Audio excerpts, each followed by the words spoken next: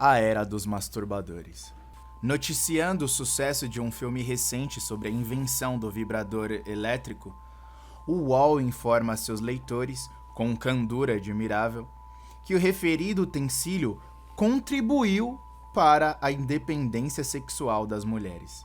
Ninguém em juízo perfeito porá em dúvida que o masturbador solitário de ambos os sexos, com ou sem aparelhos, é fisicamente independente da presença de um parceiro. Isso é assim, como direi, por definição.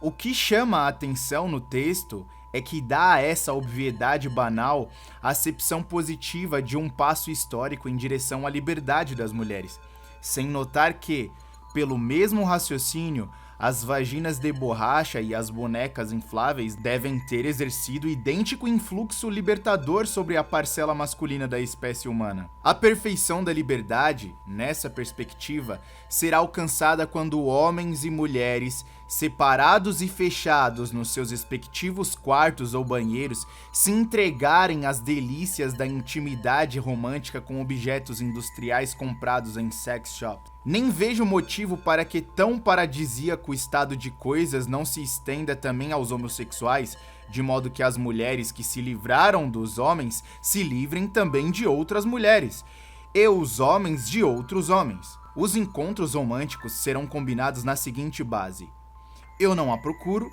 você não me telefona, quem acordar primeiro volta a dormir e quem chegar primeiro vai embora. O redator do UOL poderá jurar que foi apenas um lapso de linguagem, uma frase infeliz. Pode ser, mas qual ato falho freudiano o levou a produzi-la?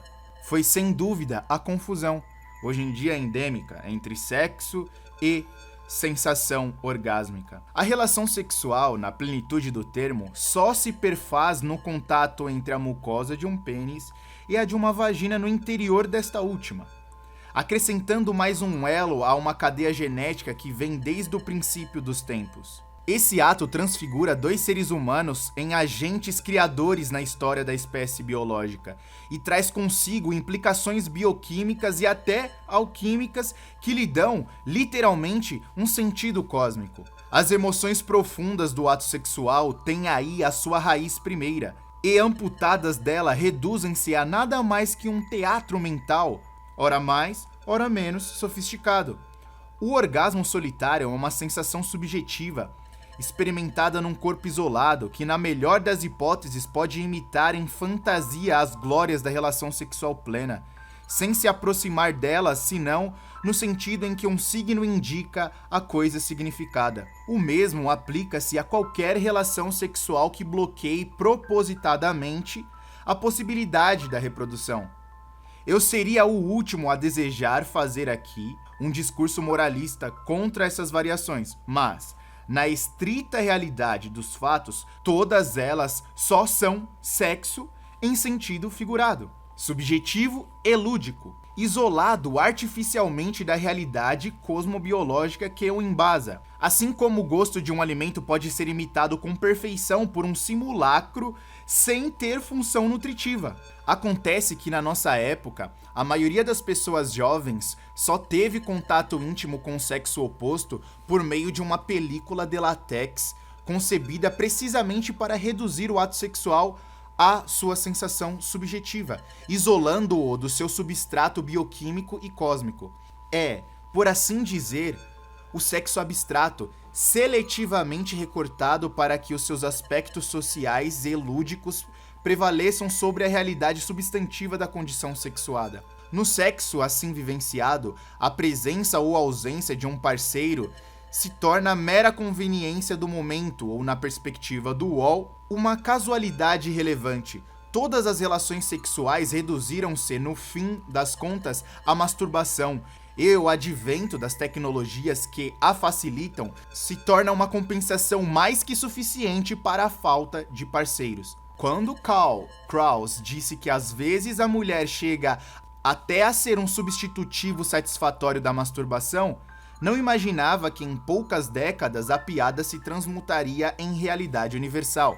Mas o que são esses gadgets em comparação com a internet? O grosso da circulação na rede constitui-se de exibições erótico-pornográficas que dispensam o masturbador solitário até mesmo de qualquer esforço imaginativo. Os parceiros já não estão separados por uma película de látex, nem mesmo por uma diferença de distrito postal, mas por distâncias transcontinentais só transpostas por sinais eletrônicos. É natural que, nesse quadro, o senso da relação sexual concreta desapareça e a palavra sexo passe a significar qualquer coisa que facilite o acesso às sensações orgásmicas. Que semelhante processo venha acompanhado da infantilização das massas não é mera coincidência. A origem dessas confusões está ligada, evidentemente, ao sucesso das reivindicações feministas, gaysistas e similares. Muitas dessas reivindicações são justas. Como sabemos que o são? Sabemos disso porque temos princípios universais do bem e da justiça, que podem ser aplicados aos casos particulares, mesmo raros e excepcionais. Mas, quando esses princípios desaparecem do cenário cultural e no seu lugar as exigências de grupos específicos assumem um papel de mandamentos universais, a desorientação das consciências segue-se necessariamente e instaura, em nome de pretextos parcialmente justos, a injustiça geral, que acaba por se tornar indiscernível da justiça autêntica. É então que as pessoas começam a pensar e escrever como redator da UOL. Em média, suas amigas já transaram com quantos caras na vida? Com certeza, bem mais do que eu. Menos que eu, Menos? eu acho. Sim. Você é a maior transona da turma. Não, eu não sou. Acho que não. Quanto? Tivesse que arriscar um número. Uns 11, 12, uns 20, 25. Tá me dizendo então que as meninas de 19, 20 anos já transaram com 20 caras na vida. Mais ou menos isso, as meninas estão bem abusadas.